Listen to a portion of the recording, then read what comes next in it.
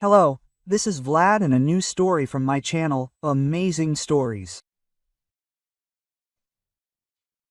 Katya was practically creeping up to her apartment on chains, though there was no particular point to it. The door was quite heavy, and even if she wanted to, her husband couldn't possibly hear her approach. And even if he had, who knows whose footsteps might be on the stairwell. But she was in an incredibly playful mood. She had just returned from a business trip, a day earlier than she should have. She must have been so eager to get home that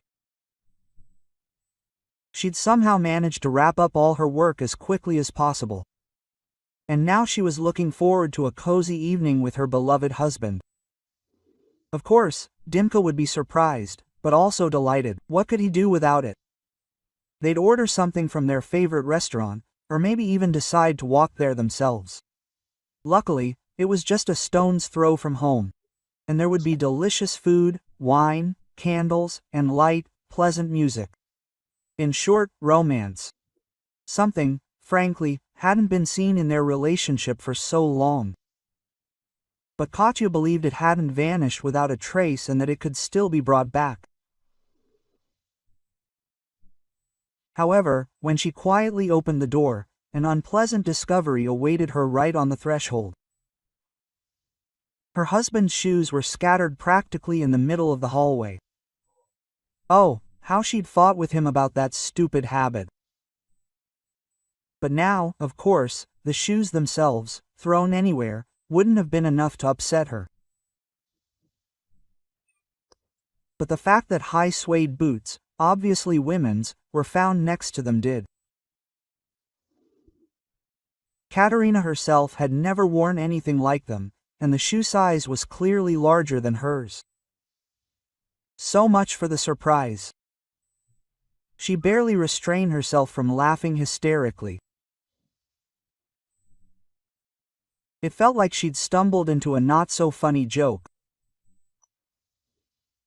Calmly, she mentally pulled herself together. In the end, it didn't mean anything, but who knows, maybe it was a work meeting or something like that. Well, sure, a work meeting at home at 3 p.m. A very plausible theory, but she still didn't want to jump to conclusions. Nevertheless, she didn't dismiss the most obvious theory and simply went to the bedroom to see everything with her own eyes. However, as soon as she crossed the threshold, she regretted that she hadn't actually witnessed a passionate love scene. It had probably happened here just recently, but now, right on the floor, a young, half-naked woman lay convulsively twitching. But something else was worse. Dima, bent over her and clearly unsure what to do in such situations, was holding a decanter and trying to pour water into the unfortunate woman's mouth. He must have heard the door open, for he looked up. His face, already pale, seemed to turn even whiter. "You're going to kill her now, you idiot," was all Katya could manage to utter. She couldn't care less about the fact that her husband's mistress was standing in front of her. Jealousy faded into the background. Something else was more important. The man was ill right before her eyes. And Katya, with some basic knowledge, could administer first aid, which she did, firmly pushing Dima away and first turning the woman onto her side so she wouldn't choke. "Have you got it all wrong?" her husband muttered, huddled somewhere in the corner. "It's my coworker. She just felt ill. I don't know how." "Call an ambulance," Katerina barked at him. "Well, of course," Dima said awkwardly. "What will they think? Can it be done soon? And you've already helped her." Quote. "Tell me honestly," his wife snorted. "What did this woman do to you that you're so persistent in trying to kill her? And in such a brutal manner, no less." Quote. Without listening to any further objections, she pulled out her phone and called the paramedics. Time passed incredibly slowly, as if it had frozen. The ambulance crew was at the apartment in less than 10 minutes. They began to act quickly and confidently. One of the doctors, probably the lead one, took one look at the victim and, instantly determining what needed to be done, administered some kind of injection. Then he ordered her to be loaded onto a stretcher, glancing at Dima, obviously hoping he would help carry the woman to the car. He, however, was completely incapable of doing anything. He simply continued to sit in his corner, pale as a sheet. A slight tremor ran through his body. "Doctor, what's wrong with her?" "Anaphylactic shock," he responded. And seeing that this phrase meant nothing, he explained. "A severe allergic reaction. It looks like she ate something she's absolutely forbidden to. Can you help me carry her?" Katerina snorted. "What's he supposed to help? His hands are shaking. He'll drop the stretcher. Let me run and ask the neighbors." The doctor looked at her with respect and gratitude. He obviously understood roughly the situation she found herself in, and he couldn't help but notice that, despite the delicate circumstances, she had found the strength to help her husband's mistress, and even managed to navigate it. She stood out especially in contrast to Dima. Katya even felt a moment of pity for him. It had been such an unexpected shock, after all. And one can imagine how scared he was when the girl started convulsing, so to speak, at the most interesting part. And then his wife arrived. But this fleeting emotion quickly dissipated, even being replaced by a slight disgust. Finally, the medics left. Immediately after that, Dima seemed to gradually come to his senses. He was still very pale, but at least he wasn't shaking anymore. He got up, went to the kitchen, and drank some water. His breathing was heavy and ragged. At first, Katya was even afraid to say anything to him, lest she have to call an ambulance again, but she still couldn't resist asking. "And what was your coworker doing half naked in our bedroom?" Well, of course, it was a matter. She expected an excuse. Perhaps her husband would apologize and explain that it was an accident, and, of course, it wouldn't happen again. Ultimately, she expected gratitude for saving her. And not just this woman, but perhaps Dima himself as well. Who knows what would have happened to him if she had died before his eyes? However, her husband seemed to have finally regained his composure and was now looking at her with a strange and extremely unpleasant expression. "Well, firstly, not in ours, but in mine. And secondly, this wasn't just any coworker. Vera is my deputy, and let's face it, I'm the father of her unborn child." Katya felt her stomach twist. She'd never expected this. She couldn't believe Dima would tell her something like this with such a calm face. They loved each other. Everything was fine. Yes, there had been a cooling off lately, but not to this extent. However, in one particular area, things were truly bad. Throughout their years of marriage, they had been trying to have children, but Katya hadn't been able to conceive. The doctors, however, simply shrugged their shoulders.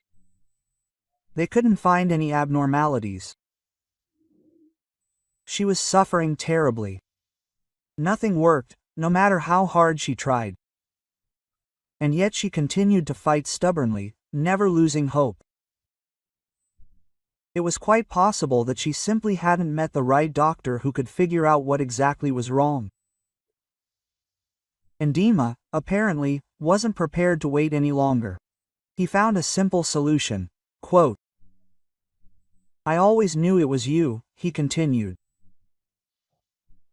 "And you even suggested I get tested, saying maybe I was infertile. I wouldn't be surprised if you knew it wasn't true.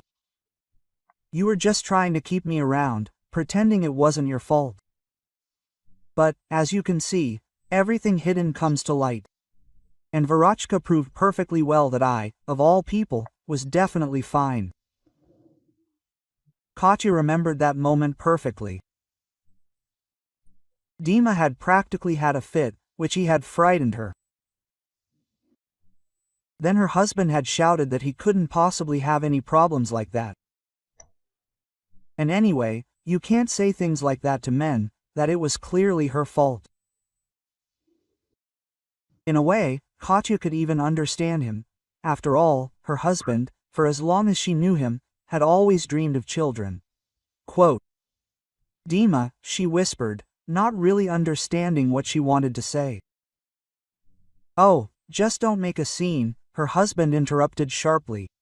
Come to think of it, it's actually a good thing it all worked out this way.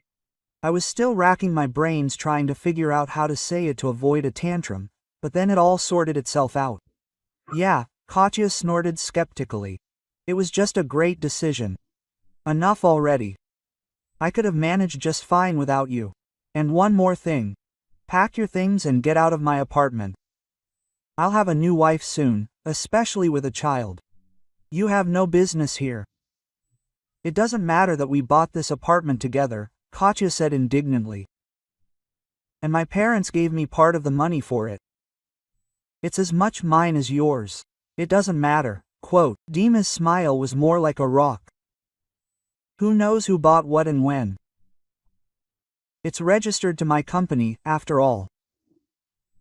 And Vaska was right back then to advise them to do just that. Vasily was his partner and co-owner of the company. Katya, of course, suspected that he had a personal interest in this matter. After all, technically, the apartment was now half his. However, she decided not to point out this obvious detail to her husband. Let him sort out his own problems now, since he was so smart. There was nothing else to do. Technically, he was right. So all she could do was start packing her suitcase, trying not to burst into tears from the betrayal and injustice.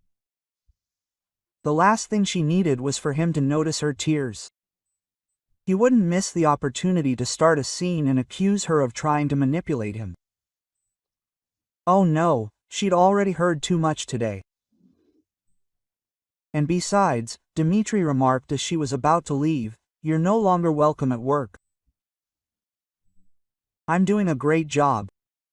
They can't fire me, Katerina said indignantly. Will you write your own letter? He shrugged.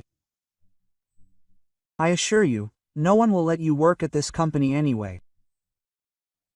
I've taken care of that. I don't need this left at my company's branch. Who knows what you'll come up with? Quote, what if you decide to take revenge or something? Then go away, Katya suddenly shouted angrily, along with her farm, her mistress, and everything else. I don't want to have anything to do with you. And so she stood at the door of her own apartment building. It was 30:00 a.m., a suitcase in her hand, and tears in her eyes.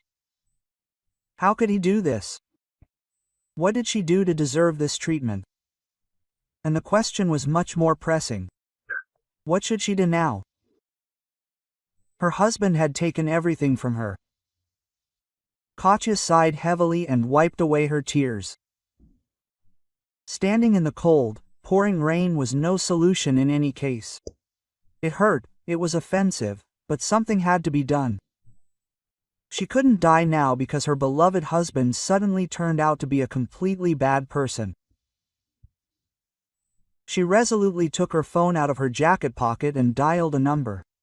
Hi, Katyusha, came a cheerful voice on the line. I haven't heard from you in 100 years. How are you? Just want to chat or do something about it? Quote, Hi, Masha, to be honest, it's business, she admitted. It's a long story, but it turns out I have nowhere to stay overnight, and not just today. But that's okay, I'll figure it out somehow. Oh, come over and tell me, her friend responded immediately. On the way, Katya popped into a 24-hour store. She didn't have much money left, but she couldn't come empty-handed, especially to a man who had agreed to shelter her in such a difficult situation.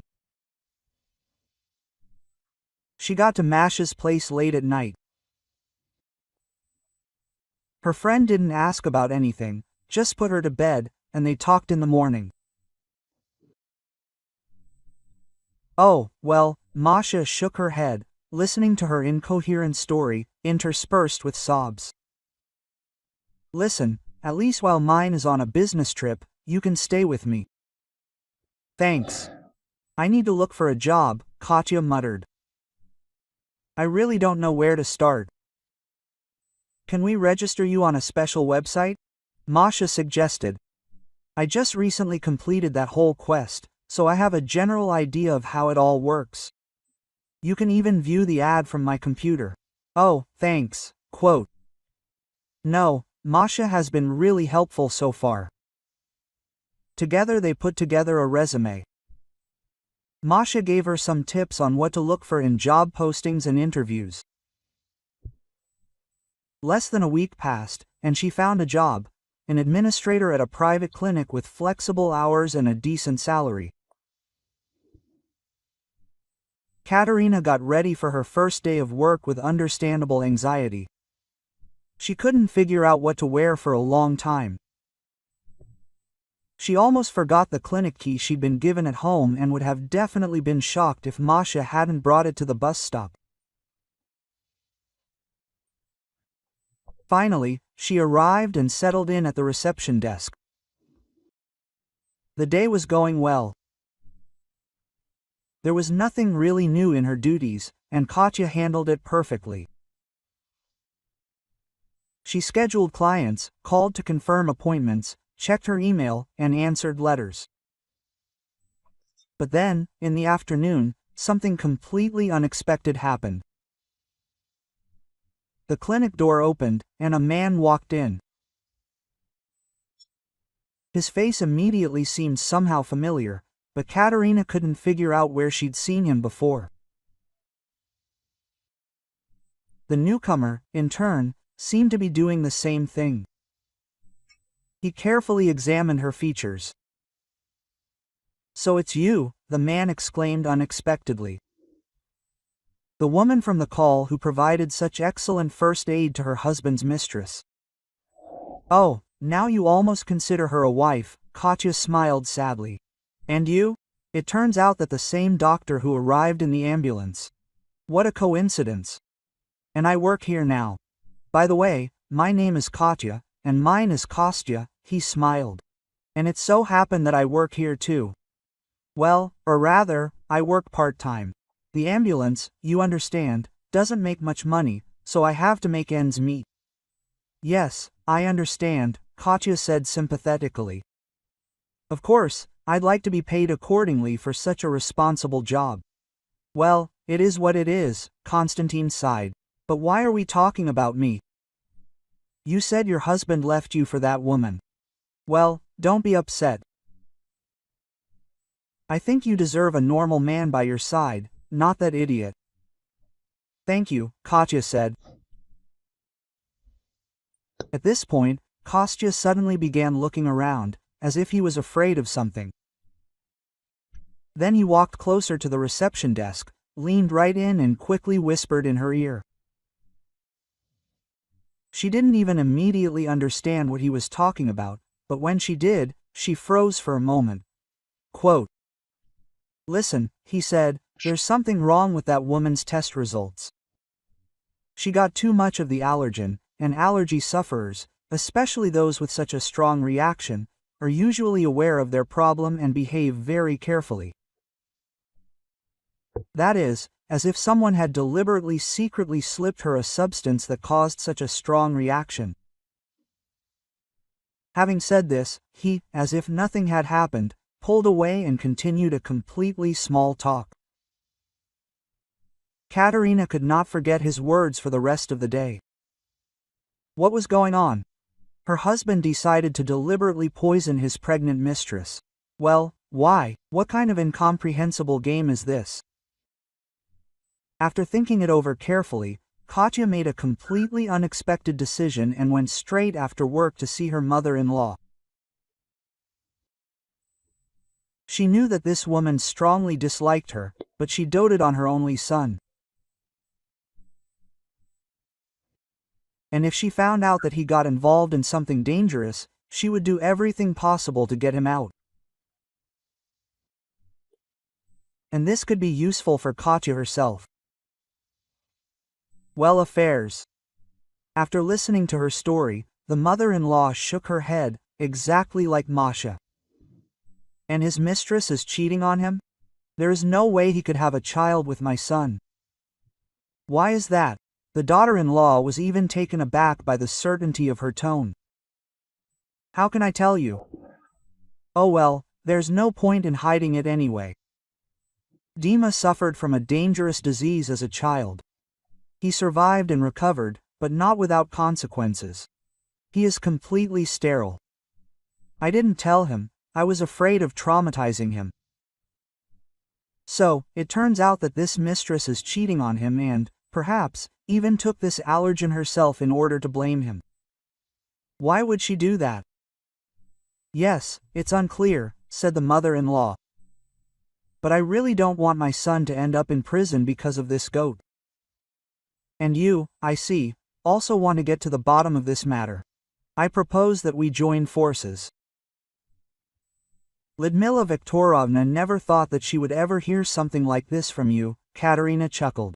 Yes, I didn't expect it myself, grumbled the mother-in-law. Listen, you know we have a dacha, right? Dima has his own office there so he can work remotely. He has his father's old chair there, and his late husband had hidden a secret compartment in the armrest a long time ago, back in the 90s. My son knows about it. Perhaps you can find something there. Quote. Katerina went there the next weekend. The house, once quite sturdy, looked rather shabby. It seemed as if no one had visited it for a long time. But when she went inside, she immediately realized that was not the case. The dust that lay thick and even throughout the rest of the house was missing in places. It turned out that someone had been here, but hadn't kept it tidy at all. Reaching the office on the second floor, she recognized the right chair. Specifically, by the lack of dust. It seemed her mother-in-law was right. Someone had been using this hiding place, and quite recently. It took some fiddling with the mechanism, but eventually she managed to open it, and something was indeed found inside the armrest. Katya pulled out a voice recorder first, followed by a thick paperback notebook. Leafing through it, she didn't even immediately realize what it was. Some numbers, formulas, income, expenses. And then, like a bolt from the blue, a realization struck her. Yes, this is black accounting. And it pertained to her husband's company. Someone had been stealing money from the business for a long time, but could it really be him? Katya shook her head in bewilderment and decided to deal with it later, in a more pleasant setting. Putting her finds in her purse, she headed for the exit, but she didn't make it very far. As she approached the door, she heard the sound of a car pulling up. Carefully peering out the window, she was horrified to see two people walking straight towards her. She knew both of them. A tall, handsome man in an elegant coat, Vasily, her husband's longtime partner, and next to him walked a striking blonde, the same one she had saved not long ago. They were holding hands and, apparently, were chatting very pleasantly. Despite all her shock, Katya realized that she couldn't be seen here, especially with this notebook and tape recorder. She rushed around the house looking for shelter, and the two were getting closer. Finally, she slipped into an old closet and tried to close the door as tightly as possible. Now she couldn't see what was happening, but she could hear very well. The door of the house creaked open, and two pairs of footsteps were heard. Firm, confident, but quieter because of Vasily's expensive shoes, quick, bright, ringing. Dima's lover was clearly moving in high heels. The two, it seemed, weren't going to, who's there to hide? They stamped their feet, laughed, and spoke at the top of their voices. Imagine what a scandal, the woman said. And, apparently, these words amused her. A famous businessman squandered his father's inheritance, framed respected people, and stole money from his own company. Are you sure this will work? Vasily asked cautiously. Frankly, I'm surprised he hasn't suspected anything yet. No, of course, I cover my tracks as best I can, but such gigantic sums. He doesn't notice anything around him except my belly, the woman laughed. He's absolutely obsessed with this child. He's always so happy that he, you see, finally has an heir. I even feel a little sorry for this fool, to be honest. And why is he so sure that this is his child? Quote, he asked Vasya suspiciously. That's definitely not true. What are you saying? Quote, his companion was indignant. Of course it's your child. It can't be any other way. Hey, soon we'll have money, and we'll all go abroad together and finally become a normal family. Quote. Her tone suddenly became completely dreamy. Okay, Len, you drop it, he said sternly. Vasya. You remember, he shouldn't suspect anything until the very last moment. He should think that your child is his child, and you love him, and all that. Oh, you're so unbearable sometimes, Lenachka snorted. One minute you start getting jealous of me for no reason at all towards this idiot, and then suddenly you remind him that he must be 100% sure of my love. You just make up your mind. Yes, you're right, Vasily noted repentantly. This is all very difficult. I thought it would be easier. When I imagine something with him, I just start getting angry. Don't worry, Lena cooed softly. It will all be over soon, and we will be in some warm country. We will belong only to each other. Katya froze in the closet, trying not to even breathe. Who knows what these two are capable of and what they will do if they find her here. Now everything fell into place. She never really trusted Vasya. He always seemed somehow shady to her. And because of this, she and her husband even had quarrels. He did everything he could he'd spent all his strength protecting his partner and childhood friend. And this was how he'd decided to repay her.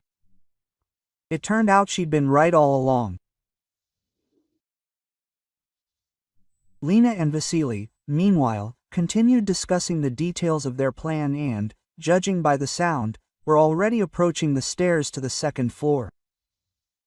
They needed to figure out how to get out of the house quickly.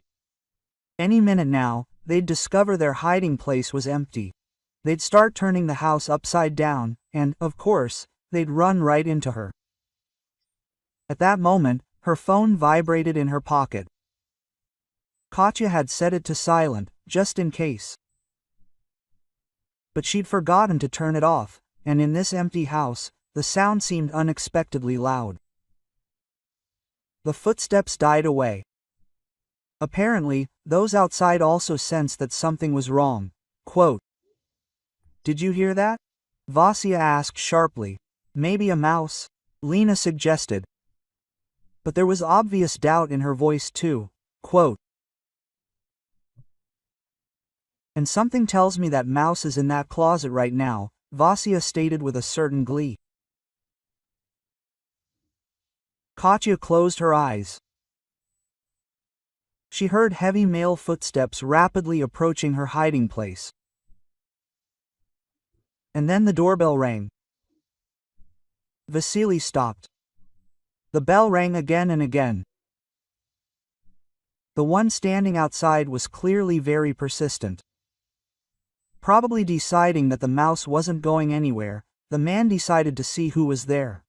Quote, "Hello," Katerina heard a completely unfamiliar voice. "I'm the local police officer." The neighbor heard a noise coming from the house, which seemed to have been abandoned for a long time. "Are you the owners?" She didn't wait to see how it would all end. She carefully opened the closet door. Both conspirators stood near the door with their backs to it, and Katya very quietly emerged from her hiding place and then quietly made her way to the back exit. She didn't even remember how she got there. Quote, "The whole way there was this feeling that the conspirators had finally managed to figure her out, and it seemed like they were about to catch up with her." "Well, what else happened?" Masha asked, barely glancing at her friend's expression. "Where have you been?" "Hey, it's a long story," Katya sighed. "But it seems I'm already close to figuring out what's really going on. As I thought, Vasily is to blame for everything. Yeah, it's a disaster. Listen, your Dimka deserved it all. Maybe they decided to set him up, but he fell for it and dumped you for that lady. And not just dumped you, but like a pig." "Yeah, I remember that," Katerina responded sadly. "But, you know, I didn't want their plan to succeed. After all, Dima might not be the only one who gets hurt." "Life teaches you nothing," her friend snorted. "As for me, you managed to get away from all this intrigue in time. Sit back and rejoice, but of course, it's none of my business. Listen, here's what I wanted to say. Mine's coming back earlier than planned. We still have a week to spare, and then you'll have to look for other options." "Okay," Katya agreed. "You've already helped me a lot." Only later did she really think about what Masha had told her. Her first paycheck was still a long way off, and she had no significant savings left. And that meant renting an apartment or even a room right now was impossible. She had to look for other options. To her dismay, nothing came to mind. And frankly, thinking about looking for a place to live was difficult. All her thoughts were occupied exclusively with what she had heard in the old country house. "Is something bothering you?" Konstantin asked once. "Excuse me if I'm butting in, but you've been sore for a few days now." She wanted to laugh it off or just say everything was fine, but instead, she suddenly dumped all her worries on him at once.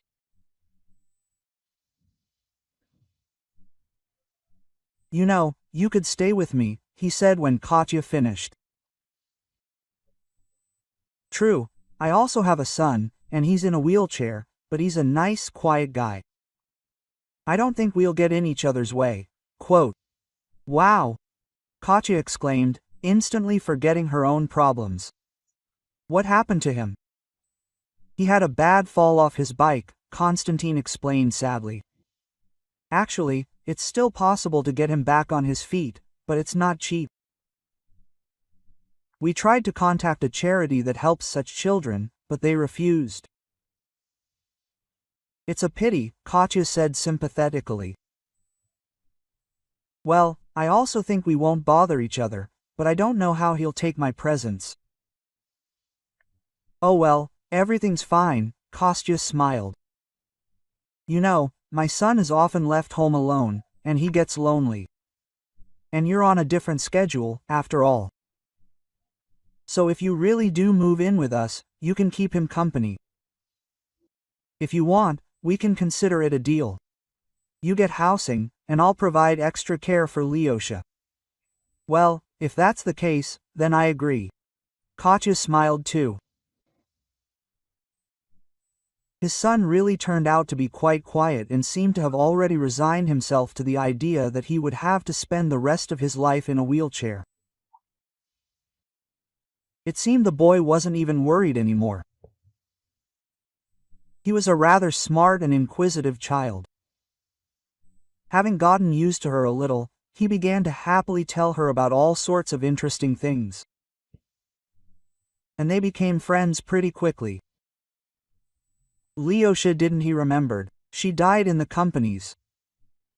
However, despite all the blows of fate, the boy was quite cheerful. And when Katya listened to his stories, her heart literally broke. Outwardly, she maintained a relaxed demeanor, but how she longed for a miracle to happen in the life of this little man. On his rare free days, Kostya helped her sort through the contents of the ominous notebook. And then one day, while studying the notes together, they discovered something strange.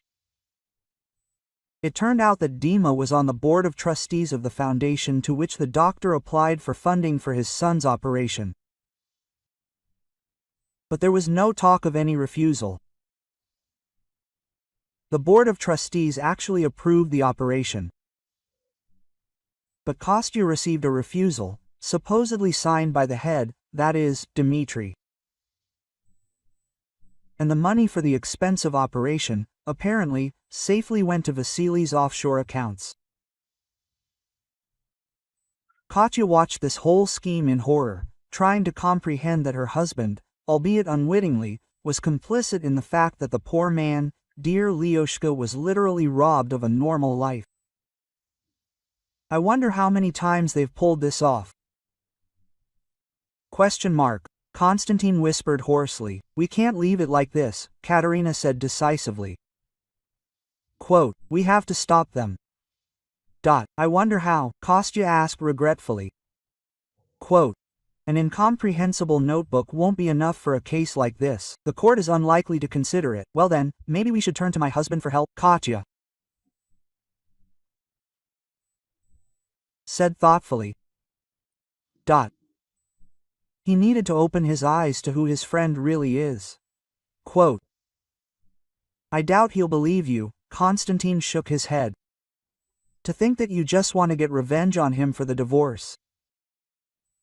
Well then, we'll have to bring out the big guns, Katya smiled mysteriously. It was damp and chilly on the embankment. A gusty wind kept throwing drops of fine but cold rain into their faces. Opening the umbrellas was useless. They just tore them inside out and broke the spokes. Of course, in such weather there wasn't a single living soul here. All the more strange was the group of 3 women, wrapped in shawls and walking towards the pier. They were Katya, Masha, and Lyudmila Viktorovna. Having reached the right point, the 3 stopped and waited, practically without speaking to each other. The main culprit was supposed to appear soon. Dima, however, hadn't the slightest idea that they were waiting for him. Come to the 3 of you on the embankment tomorrow, Katya told him on the phone. Quote, I have some important documents you'll probably want to get. I knew you stole them, her husband responded furiously. Vaska was right, and I'm a fool, I never believed him. Do you even want to know what these documents are? Katya couldn't stand it. He told me everything. Dima muttered angrily. Quote, they concern our company's affairs. You want to destroy it. This is just revenge. Well, maybe so, maybe not, said Katya. But, you know, I'm ready to give up on these plans. But since you kicked me out on the street, and I have nowhere to live, I want compensation. What kind? He asked suspiciously. Come over, we'll discuss it, Katya responded. She didn't particularly need his money, but he simply wouldn't believe anything else. However, it soon became clear that she had miscalculated. Vague figures appeared from the opposite side of the embankment. There were 3 of them too. One could, of course, hoped that they were some random passers-by, but something told her otherwise. Katya recognized her husband in one of the figures. The other two, on either side of him, were Vasya and Lena. He must have told them about this meeting, and they decided to personally supervise everything. Quote, "I only wanted to talk to you," Katerina remarked, as they approached. "Then why did you bring me? Mom, what are you doing here?" Quote, Dima interrupted himself in amazement. "Son," Lyudmila Viktorovna said, "you shouldn't trust these people. You know, of course, I wasn't thrilled with your choice of wife, but now she's right. You have to listen to her." "I'm afraid," Vasily suddenly intervened in the conversation in a cold tone, "that I can't allow this." Quote, everyone turned in his direction and were dumbfounded. He was smiling. A pistol appeared in his hand out of nowhere, and he was pointing it at the head of his own mistress. Judging by Lena's expression, she was as shocked as the others. "If you don't want me to gouge out the brains of a pregnant woman and then turn on everyone else, I ask you to follow me for a short river ride," he said with a grin. They sailed on the boat in complete silence. Vasily pointed the pistol from one of them to the other, somehow managing to steer the boat. Finally, they reached the middle of the river, and he turned back to them, killing the engine. "This isn't how I'd hoped to end this story, of course," he said gloomily. "However, this isn't bad either. An accident on the water. And why did they even get into this boat in such bad weather? Vasya, what's wrong with you?" Dima chimed in, his voice frightened. "What kind of joke is this?" "What a fool you really are," Vasya grinned. "Your wife over there is smarter than that. You want to know what's going on? Well, I'll tell you. You would have found out anyway. Besides, it's too late now. All the paperwork is ready, and my plan is almost complete. You were never worthy of what you have. Golden boy, the business came from your father. And I climbed up from the very bottom." "Oh," Katya snapped. "And what have you achieved on your own? Have you become a master thief? Are you leaving poor children without treatment? Even the company. You couldn't even take over that on your own. I had to hire a woman for it."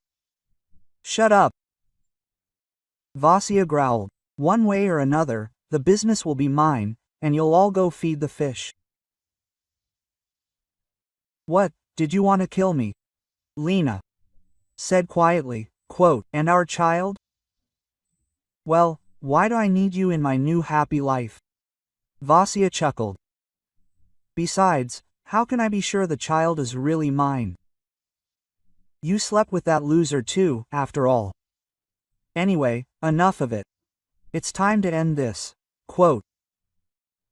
And now the barrel of his gun was pointed directly at Katya.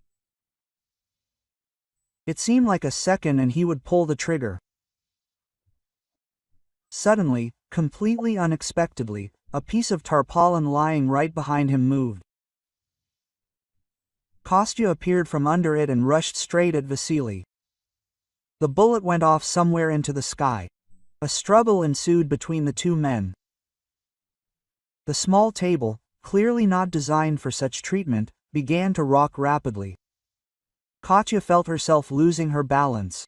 Another moment, and she found herself overboard. A wave of panic immediately washed over her. After all, she didn't know how to swim at all. Who could have thought that her life would end so stupidly? And then the incredible happened. Something must have clicked in Dima's head. He must have realized how badly he'd treated his wife. And be that as it may, the last thing she saw before she lost consciousness was her husband jumping into the water right after her. Katya opened her eyes and looked around. White walls, white ceiling, thin IV tubes connected to her arm. There was no doubt about it. She had left and was in the hospital. It took her a moment to notice that she wasn't alone in the room. Konstantin was sitting next to her bed, unable to contain his wide smile when she opened her eyes. How did you end up there? That was the first thing that came to her mind. She remembered the events on the boat very vaguely, but she was sure. At the most critical moment, Kostya appeared out of nowhere. I followed you, afraid that something like this might happen. And when this man led you to the boat, I got there first. I hid. We were lucky with the weather, of course. If it had been clearer, such a maneuver would hardly have happened. Remain unnoticed. And Katya asked Dima with some concern. Is he okay? Well, how can I tell you? Konstantin has become more serious. He's alive, but he has suffered severe hypothermia. He's lying in the next room with pneumonia. His condition is serious, but it seems he will live. Katya calmed down a little. She no longer felt any particularly warm feelings for her husband, but at the same time, she didn't want him to die, especially since, apparently, he began to realize something. And those two? Katerina asked. What about them? And with Lyudmila Viktorovna, quote, oh, your mother-in-law, of course, would outlive anyone, Kostya chuckled. She wasn't even wet. She was the only one of them who somehow managed to stay in the boat. By the way, she was the one who called the police, and our lovebirds were arrested. Investigative measures are currently underway. We'll have to run around the courts, of course, but it seems the worst is behind us. Katya had already been discharged from the hospital and was gradually coming to her senses when the investigator knocked on the door. His gloomy demeanor and suspicious gaze didn't bode well. Vasily Fyodorov testified against you, the law enforcement officer declared, seeming to pierce her with his eyes. He claims that you are the key to their scheme to take over your husband's business. What are you talking about? That's nonsense, Katerina blurted out. He's just trying to shirk responsibility. It's his fault I ended up in the hospital. He pointed a gun at me. He wanted to kill me. Single quote. He wanted to, the investigator nodded, realizing you weren't going to share with him, but wanted to take everything he stole and run away. He does suspect you were planning to eliminate him, but that's completely unprovable. Single quote. And what, can you somehow prove everything else? Question mark. She asked skeptically, quote. At the very least, we know that the money stolen from your husband's company is in your accounts. Do you have an explanation? I'd be happy to hear it. There's some kind of mistake, Katya said, dumbfounded. I've never seen that money. Forgive me, the investigator smiled slightly, but that hardly qualified as a normal explanation. So, are you going to arrest me? She looked him straight in the eye. Not yet, the guest sighed, but I ask you not to leave the city limits while the investigation is ongoing. He left, and Katya began frantically thinking about what to do. It looked like she needed to hire a lawyer. But where could she find one? And most importantly, where would she get the money to pay him? The situation seemed completely hopeless. Vasily had decided to drag the woman responsible for his own defeat down with him. And, apparently, he was quite likely to succeed. The next day, she received a strange call from an unfamiliar number. When Katya picked up the phone, she heard Lena's voice. It sounded depressed. Her lover begged her to come to the pre-trial detention center. Not yet knowing what to expect, Katerina agreed. She suddenly felt sorry for this pregnant woman, who had essentially been betrayed just like herself. Quote, "My child," Lena said sadly, "is supposed to be born with a serious illness. Is this really his punishment for his parents?" "It's probably just an accident," Kat replied firmly. "Of course I hate you, but your baby isn't even born yet. He can't be guilty of anything." "I'm glad you think so," Lena replied. "But if they put me in jail, he won't survive. I don't know what will happen. Will he stay in prison with me or end up in an orphanage? But there's no place for him in either of those places. And what do you expect me to stand up for you?" Quote, Katya asked, amazed. Quote, "Well, no, I won't do that, even if it could somehow help. Now, by the way, if you didn't know, I'm under investigation myself. Your lover made sure of it." "I know," Lena said tightly. "I'm not asking you to help me, I'm asking you to save my son. I'll give him up, and you adopt him, raise him to be a good man, and I'll help you stay free. I'll testify against Vasya and tell you how it all happened, including how the money ended up in your accounts. You can consider it a deal." "Okay," Katerina sighed. "I promise you, I'll take care of him." Lena did indeed testify against her accomplice, detailing all the schemes he'd concocted, and even presented some documents she'd secretly hidden from him, just in case.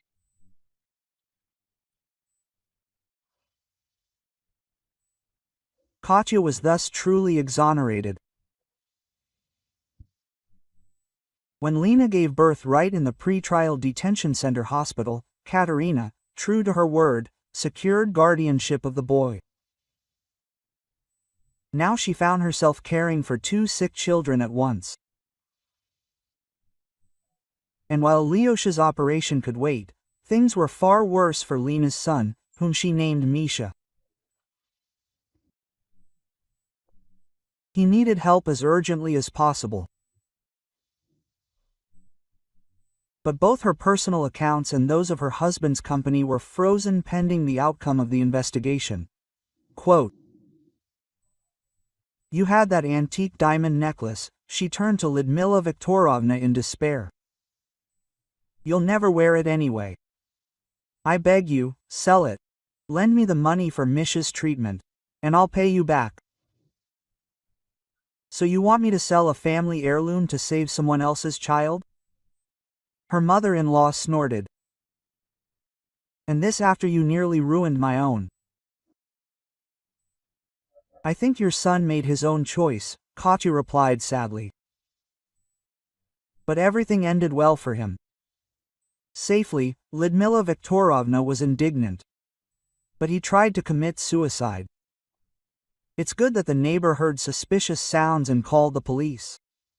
"What?" Katya was taken aback. "Well, of course, now you don't even want to know anything about him.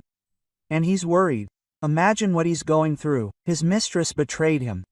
And on top of that, he found out about his own incorporeality and that the child wasn't his at all, but his best friend's. And he also lost his wife. Yes, it's all sad, of course, but he'll probably get help and everything will be fine," Katya said sincerely. "He's very bad without you," the mother-in-law suddenly declared. "Let's do it this way. If you come back to him and start living with him as if nothing happened, I'll sell the necklace and give you the money. Save my child, and in return I'll save this one." And no matter how much Katya wanted to save little Misha's life, she couldn't agree to such a thing. A deal. She felt that if she returned to Dima, she herself would soon decide to end her life.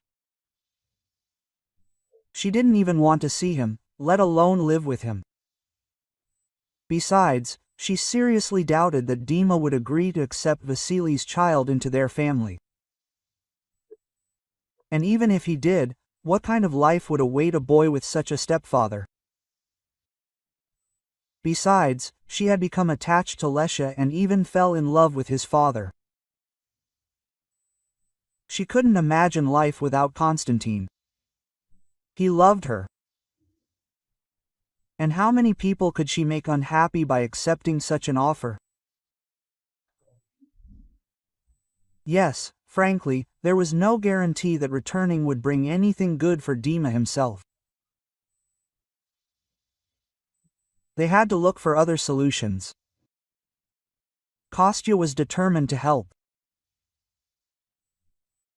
Each of them took out a loan, and the remaining amount was borrowed from friends, and they were still able to perform the necessary surgery on Misha.